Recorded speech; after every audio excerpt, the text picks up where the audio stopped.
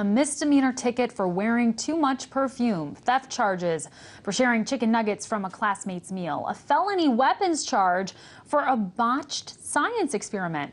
What do those scenarios have in common? Well, they are the true stories of 3 students who started the day in school and ended the day in police custody. According to a recent Wall Street Journal report, this is the new normal, with more and more school children being disciplined not by teachers, but rather by the justice system. In fact, the report points out that schools are now the way that kids are entering the court system. In 2012, the Education Department reports that 260,000 students were reported or referred to law enforcement by schools. That's up from about 214,000 in 2010. All right, to discuss what's going on here, I want to bring in civil rights activist Perry Red. All right, Perry, thanks for joining us. Sure. So, you know, we used to hear about kids being arrested in school for perhaps bringing a firearm. Now we're hearing about kids being arrested because they didn't put their cell phone away in class. How did we get here? Well, we got here basically through the new security fear complex. After 9/11, America changed. You know, when I was a young person in school, in grade school in particular, you know, it was about a weapon being a knife, not a gun. And now we have this just incestuous relationship with guns, thanks to the NRA. You know, we're supposed to love. Or preemptive strikes, you might remember from George Bush back in 9/11, which is embedded in the psyche of America. And so we have this this whole idea of security in schools at the most basic level of our existence. But how did it go from that, you know, from taking kids out of school who have these serious firearms to, you know, charging them for very petty crimes? Well, it happened the same way we just saw in Ferguson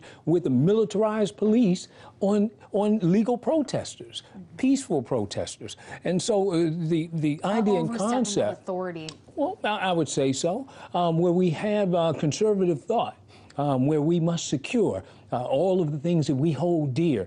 What we end up with is an increase in funding for law enforcement or law enforcement purposes. What we end up having is an empowerment of law enforcement powers. And what it does is it disenfranchises those who are on the bottom of the social scale. And the stratification, social stratification, always leaves the most vulnerable folks to suffer from that. Well, a lot of people, you know, think that when these situations unravel, a police officer is then called over to the school. But the reality is that a lot of officers are actually assigned to schools, which I didn't know. I'm sure they were assigned to my schools, but I had no idea. I didn't see them. And there's been a marked increase in that respect. The number of school police officers has risen by about 55% in the decade between 1997 and 2007. Those are the latest numbers out there. What do you think the rationale is for this? I mean, are schools becoming more dangerous, or is this just about, you know, needing or feeling the need at least to crack down? Sure. Human beings are the same as human beings were 200 years ago. The fact is that as we privatize and corporatize every aspect of our society, from commerce to education, the fact is we're making jobs for law enforcement. And one of the ways we do it, we saw after Sandy Hook, one of the pieces of legislation that was introduced throughout Congress was that we want to put an officer, an armed guard, in every school. You know, we want to get equipped teachers with handguns. Well, that's conservative thought, and it's dangerous, and it does not benefit students. But then you see what happened today. We had another school shooting in Washington State, and a lot of people, you know, are arguing that this is not a time to take police, you know, and law enforcement personnel out of the schools, but rather ramp it up even further.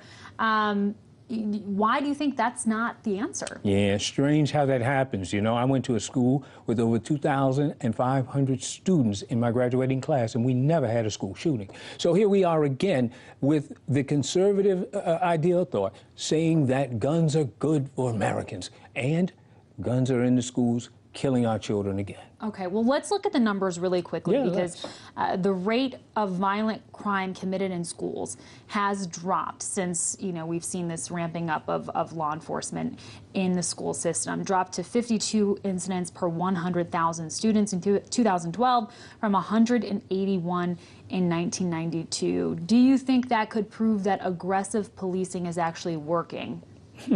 Well, what I believe is that the violence in schools is no different than it was. It's the way we quantify violence in schools now.